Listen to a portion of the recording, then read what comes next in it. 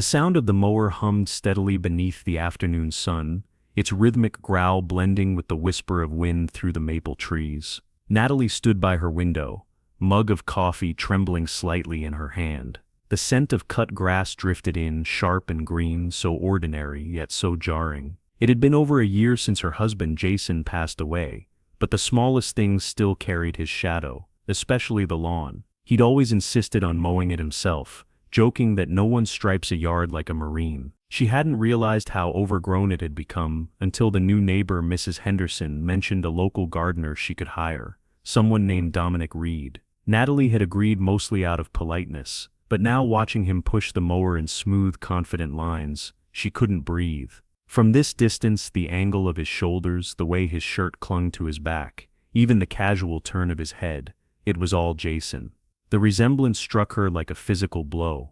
She blinked hard, heart pounding. It couldn't be. Dominic paused to wipe sweat from his forehead, unaware of her stare. Sunlight caught the curve of his jaw, his calm expression, his even stride. He moved with quiet purpose, unhurried, the way people do when they've made peace with themselves. Jason had been like that too, before the deployment that took him away forever. When the engine stopped, silence fell heavy over the yard. Natalie stepped out onto the porch without thinking. The boards creaked under her bare feet. Dominic looked up, surprised. His eyes were warm brown, steady, almost kind. "You did a beautiful job," she said quickly, hoping her voice didn't sound strange. "Thank you, ma'am," he replied. His voice was gentle, low, with a hint of a smile hiding behind it. Grass was wild, but it's good soil, just needed some attention. That sentence made her chest tighten. Jason used to say the same thing about everything.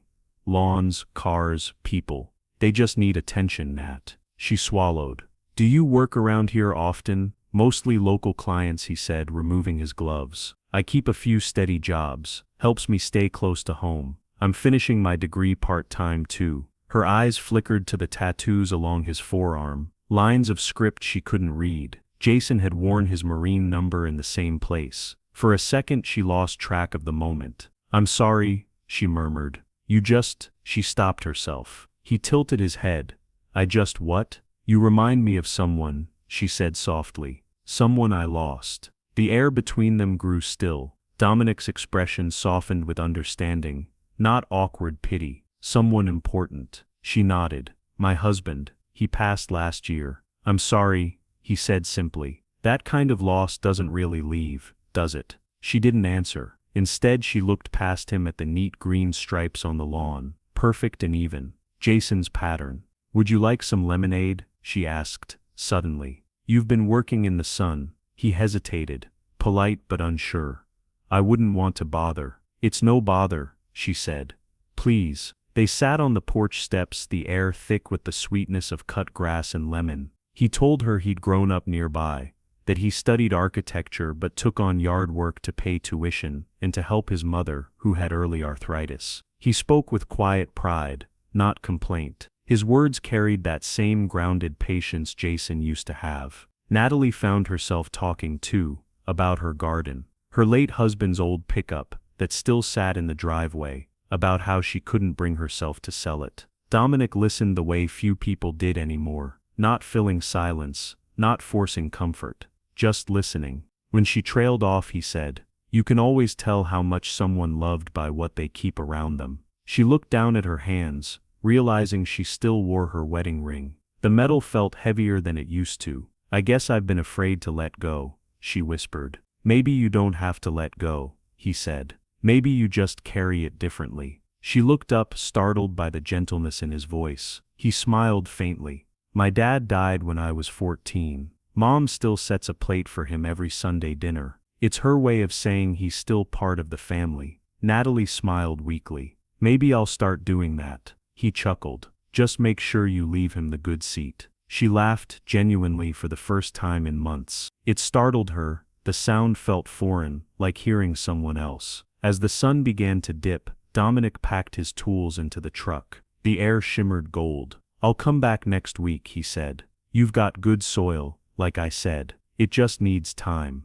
When he drove away, she stood by the porch, watching the taillights disappear. Her chest ached in that strange mix of grief and relief that only comes when something long frozen starts to thaw. That night she dreamed of Jason, not the way he'd looked in the hospital, but young again, smiling, standing in the same sunlight Dominic had worked under. He didn't say a word, he just nodded, as if giving permission. When she woke, the house felt different. Not full but not empty either. She walked to the window, and the smell of fresh grass still lingered. For the first time in a long while, she didn't cry. Over the next few weeks Dominic kept coming by. He'd text first, always politely, asking if she wanted the hedges trimmed or the flower beds cleared. Natalie would always say yes, even when there wasn't much to do. It wasn't about the lawn anymore, and she suspected he knew that too. He worked quietly, humming to himself, often stopping to wave to her through the window.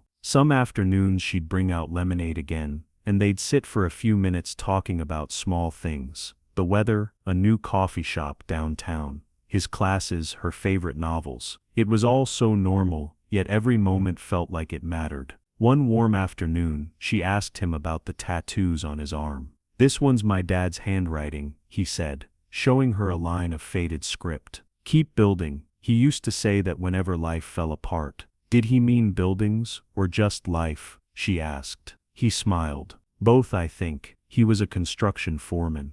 "When he passed, I promised myself I'd build something he'd be proud of. That's why I study architecture now." The way he said it made her chest tighten. Jason had built homes too, less grand ones, mostly repairs and renovations for neighbors. Maybe that's why the way Dominic moved, talked, smiled, it all echoed something familiar, something she'd buried deep under grief. When he finished that day, she paid him in cash like always, but he hesitated before leaving. "You know I can help with the truck too, if you ever decide to get it running again." She blinked. "The Chevy?" He nodded. "It's just sitting there, right? Feels like it deserves a second chance." She looked at the dusty blue pickup by the driveway, Jason's old pride and joy. "I haven't touched it since, well, since. Then maybe it's time." The next Saturday, he came by with a small toolkit. They worked side by side, the afternoon sun warming their backs. She passed him wrenches. He explained what he was doing, patient, steady. When the engine finally coughed and roared to life, Natalie flinched and then burst out laughing. The sound startled even her. "There," he said, wiping grease from his hands. "Just needed a spark." She stared at the truck, eyes glistening. "Jason used to say that about me," she murmured. Dominic smiled gently. "He sounds like a good man, the best." She hesitated, then added, "He'd like you." For a moment neither spoke. The air buzzed with cicadas and something else, something unspoken. A few days later, Mrs. Henderson dropped by for coffee. She was kind, but she had a habit of noticing things. "That young man who does your yard," she said casually, stirring sugar into her cup. "He's here quite a lot, isn't he?" Natalie shrugged. "He's helping with a few projects." The older woman smiled knowingly. "He's handsome. Seems polite too." "He is," Natalie said, smiling despite herself. "People talk, you know," Mrs. Henderson said, her tone soft but loaded. "Let them," Natalie replied, before she could stop herself. That evening she sat on the porch thinking about it. The world still had its way of dividing people, of whispering about what didn't fit their idea of normal. Jason had fought for a country that still struggled to love everyone equally, and now she was sitting here, thinking of a man who reminded her that love wasn't bound by color, class, or expectation.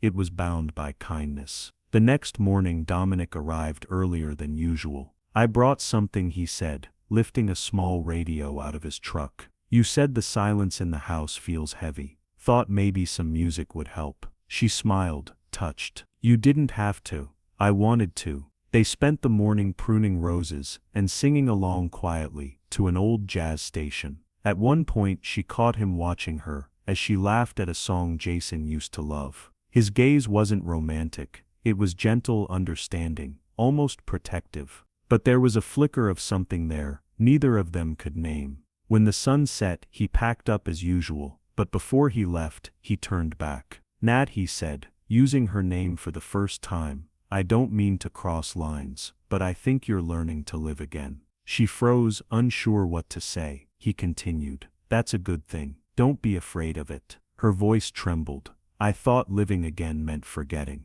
He shook his head. No, it just means you remember without breaking. She nodded slowly, tears welling. You sound a lot like him sometimes. He smiled sadly. Maybe that's why we met. The next few weeks felt lighter. The truck ran again, the garden flourished, and she started painting in the small studio Jason had built for her years ago. Each day Dominic stopped by after his classes, sometimes helping, sometimes just talking. They never mentioned what was growing between them, but it hung in the air, something delicate, like the scent of spring that comes before rain. One evening, as they were closing up the shed, she found an old photo of Jason on the workbench. He was smiling, dirt on his face, holding the same wrench Dominic had used. She held the picture out to him. See, you look exactly like him.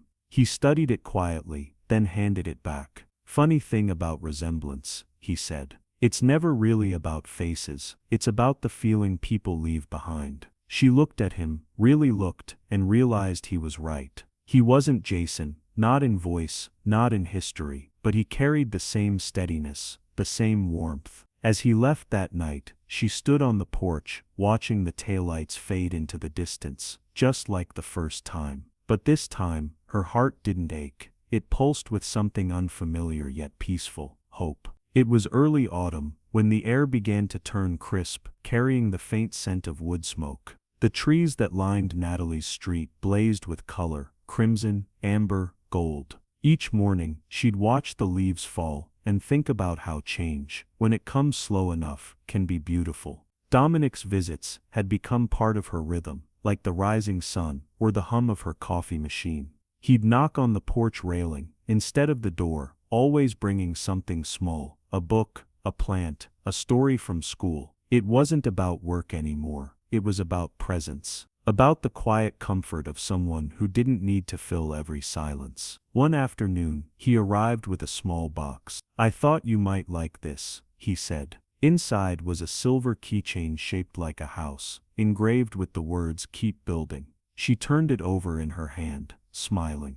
Your father's phrase. Yeah, he said. I had a few made for people who remind me to keep going. Her throat tightened. Dominic, you didn't have to. He shook his head gently. It's not about have to. For a moment neither spoke. The wind moved through the trees, scattering leaves around them like golden rain. Then she said quietly, you've changed this place. I used to wake up and feel the house swallowing me. Now it feels alive again. He smiled, modest as always. Maybe the house just needed company. That evening, after he left, she sat by the window, tracing the keychain between her fingers. She thought of Jason, of the way grief had once wrapped itself around her like a storm, and how now it had softened, still there, but no longer drowning her. Dominic hadn't erased that pain, he'd simply helped her remember there was life beyond it. The next morning, her sister called. You sound different lately, she said, lighter, happier. I guess I am, Natalie admitted. Does this have anything to do with that young man who helps you? Natalie laughed softly. Maybe, he's good company. People might not understand, her sister said carefully. I know, Natalie replied. But for the first time in a long time, I don't feel the need to explain myself. That weekend, Dominic invited her to his architecture exhibit at the local college. It was his final presentation, a display of miniature houses, each designed for families in struggling communities. He'd used sustainable materials, accessible layouts, thoughtful spaces. She walked among the models, marveling at the care behind every detail. This one's my favorite, she said, stopping at a model of a small white home, with wide windows and a porch wrapped around the front. He smiled. That one's inspired by yours. Her breath caught. You modeled my house. Not exactly, he said. More like what it feels like now. Open, welcoming. The kind of place someone comes home to, and finally breathes again. She blinked back tears. Dominic. He met her gaze. You helped me finish this. You just didn't know it. That night, after the exhibit, they walked through the park. The street lamps glowed soft against the falling leaves. She could hear the distant hum of cars, the faint laughter of college students somewhere far off. "Do you ever think about what comes next?" she asked. He smiled. "All the time. I just stopped expecting it to make sense." "Same," she whispered. They stopped by a small wooden bridge, moonlight rippling across the creek below. She turned toward him, searching for words that didn't exist. "I don't know what this is between us," she said finally, "but it's real." He nodded slowly. "Real's enough." Then, without hesitation, he reached out and held her hand. It wasn't dramatic or sudden, it was gentle, certain, the kind of touch that asks permission and gives reassurance at the same time. They stood there, quiet, letting the night speak for them. Weeks passed, and winter crept in. The garden went still, the lawn turned pale, but Natalie didn't mind. She'd learned to see beauty, even in the pause between seasons. Dominic came less often. His new job as a junior architect kept him busy, but they still talked every evening. Sometimes about the day, sometimes about Jason. He never shied away from the subject. He treated it with respect, as though acknowledging that love wasn't a competition, but a continuation. One snowy morning, she found an envelope on her porch. Inside was a note written in Dominic's neat handwriting. "The first house I'll design on my own. I want you to see it first. You reminded me that buildings, like people, can heal. Thank you for letting me be part of your rebuilding too." Under the note was a photo, a sketch of a small lakeside home, with wide windows and a wraparound porch, a tree growing beside it. She smiled through tears. That afternoon, she drove to the lake for the first time since Jason's funeral. She parked near the water, the air cold and clean.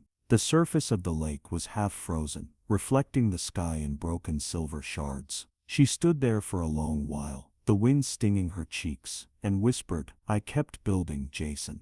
A quiet peace settled over her. For the first time, she felt like she could carry both loves in the same heart, one that had shaped her, and one that had helped her find herself again. That evening, Dominic called. "Did you get my note?"